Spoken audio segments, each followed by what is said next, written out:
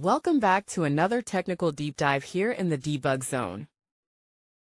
Today we're tackling a big question and breaking it down with insights from other users. Hopefully this clears up some misconceptions and helps you get the answer you need. So buckle up, stay a little curious, and let's jump right in.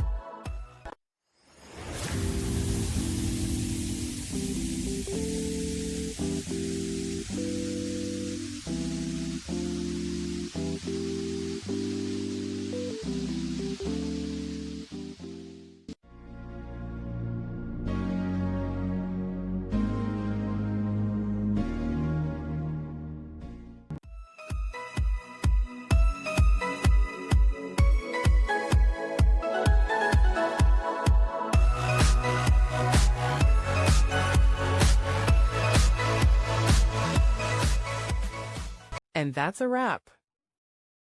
I hope you found the answer you were looking for. If you did, take a second to hit that subscribe button. It really helps out. And let me know in the comments which solution worked best for you. See you next time in the debug zone.